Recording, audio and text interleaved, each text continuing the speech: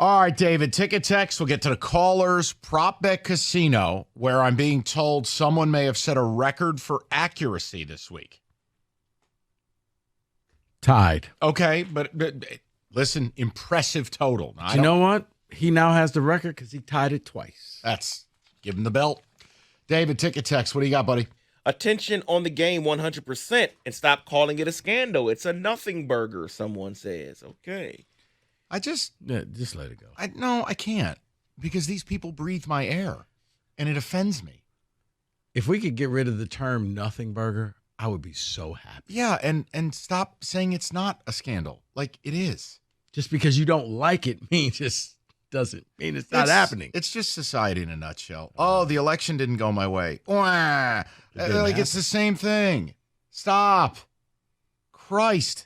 The Chargers are feeling fat and sassy after bludgeoning the Jets. Not to mention Dan Campbell is better than Brandon Staley. Yeah. Mismatch. Lions win 34-24. Yeah. Inject that in my veins. Yeah. Michigan fan, my attention is on the game. You can't control the outcome of the scandal, so it is what it is. Okay.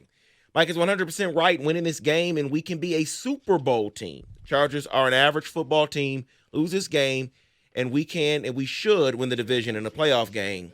Jake in Indy. Yeah, it sets you up. After this game, you have one of the 4 easiest schedules in football. It's going to set you up to stack wins and legitimately chase the Eagles. If you lose this game, I think you have to let that illusion go for at least 4 or 5 weeks. Here's the beauty of being the number 1 seed.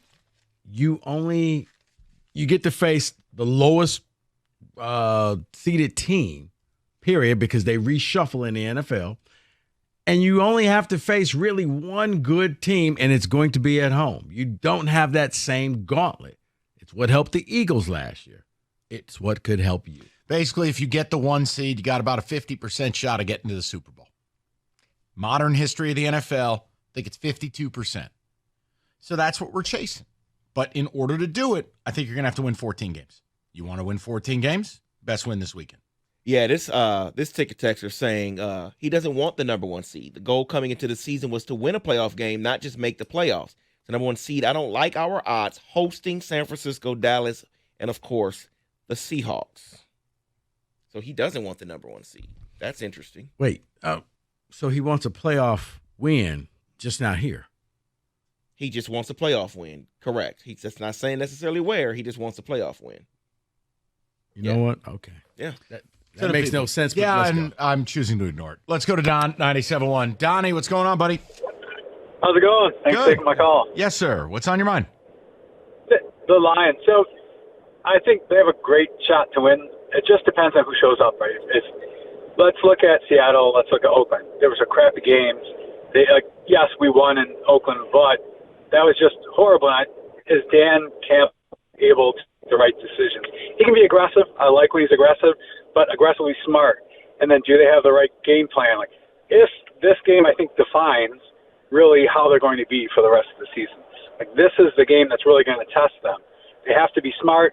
They really have to make sure that they're working together, playing well.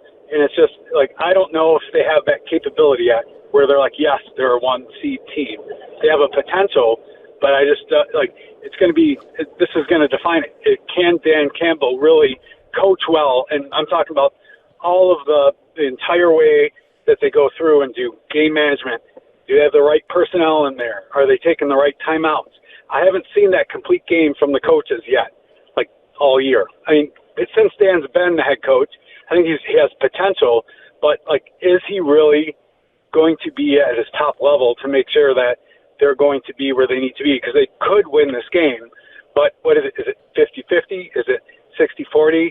I think that really depends on how this team really shows up, and that's going to define it. Yeah, and look, you're coming out of a bye week, and it's a legitimate opponent, but this is a game, if you truly are one of these Super Bowl-level teams, it's a game you go and win. And look, we saw the Ravens lose to the Colts earlier this year. Weird bleep happens, but in general, you guys, this is the goal. This is what it takes. The Broncos beat the Chiefs. Right. It's no different than college football. Now, Michigan scandal notwithstanding, the whole idea is, do you want to end up in the playoff? Here is what you must do. Right. Minimum, you have to go 11-1 and win your conference. So it's no different. It's the same ask. It's just one Lion fans aren't used to. Well, I mean, yeah, because the one ticket texter was just like, no, I don't want the 1 seed. I just want a playoff win. Yeah, no. David, you have an update you from can have Metro. both. I don't have an update from Metro, but I have an update from Biff Poggi. He's Charlotte head football coach, former Harbaugh assistant. Yep. Harbaugh hired him. I think that's how you got Blake Corum and a couple other players, because he fund his own high school? He was a hedge fund guy. Yeah. And then got into coaching, and then you brought him in to get the Baltimore players. It's a brilliant move. I don't have any issue with it. What does Stogies with Poggi have to say? I have been quiet on the Michigan situation, but no longer.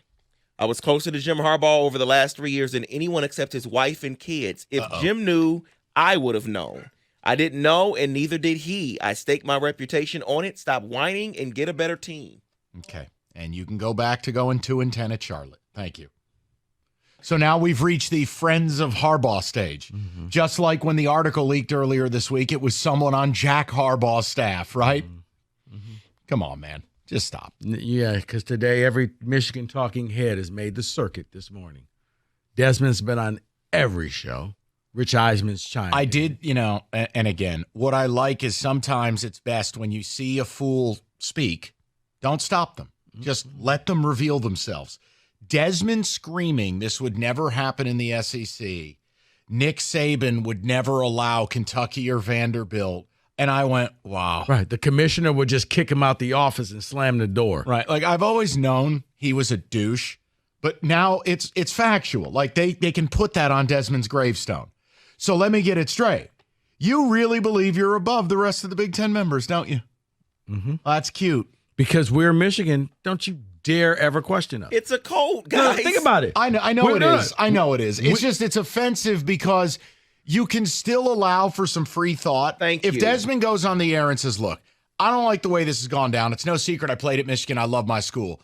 But you know what? There's a fairness element. If Michigan's guilty, it needs to be handled a certain way. But see, Desmond's synapses don't fire fast enough for complete sentences. So he goes on the air and does false equivalency strawman theater. Desmond defines useful idiot. When Mama calls, Mama's Michigan. When Michigan calls and says, we need you to go out here, he is a useful idiot. And Michigan's brilliant because they have put useful idiots in positions of power all over the media. But if you think Desmond Howard has the IQ of a plant, he goes on game day every week. What analysis does he provide you? He sounds like the Crypt Keeper. I think Team A's got to score more than Team B. Well, I do think that if they score more touchdowns, they'll win the game. So, like, it's like interviewing him on this topic is the equivalent of interviewing someone on Biden's staff about Hunter or Trump's staff about his indictment. What do you think they're going to say? I knew Hunter, and I remember the Christmases in Vermont. Right. Hookers and guns and coke. That's not the Hunter I knew. Okay, I don't need to hear from you. They were nannies, and they were actually just real snow. It's right. It's one of those things where the person has shown you over the last 30 years they do not have an objective bone in their body. And maybe I'm the bleep hole. Maybe I should have just been up here body painted like Johnny Spirit screaming, shut the program down. Haven't done it. Because I'm honest with my listeners and I live in the real world. And while I've said you should be punished, I have never done what some of the national media has been doing. Haven't done it. Yeah. But Desmond can't bring himself to even pick against you in a stupid game of football. Why would I ever value anything that emanates from that pie hole? I don't. He is a useful idiot. I still remember the game against Bama, and he was in the Mr. Rourke suit and was like, I think that they could upset Bama, and they all just looked like pretty much. I think I saw Bama stretching and yawning in the second quarter like, we're done here. Do we have to finish this game out? I think we're good. Sorry. I don't know. I went on a bit of a tangent there. It just upsets me. It's dishonest. It's cable news. Left and right. It's cable news. I can't stand it. Trust me. You think it's cable news now? Wait until we hear something. No. I'm not listening. You will listen. I do not and you will like it. No. Yes. We're going to go to Prop Bet Casino. You think you better than everybody? You think you're Michigan? You'll listen. I would never allow Kentucky or Vanderbilt to tell me what to listen to. And like we cheated. We benefited from cheating, but we don't want to be punished. Paulson's annual Black Friday sales.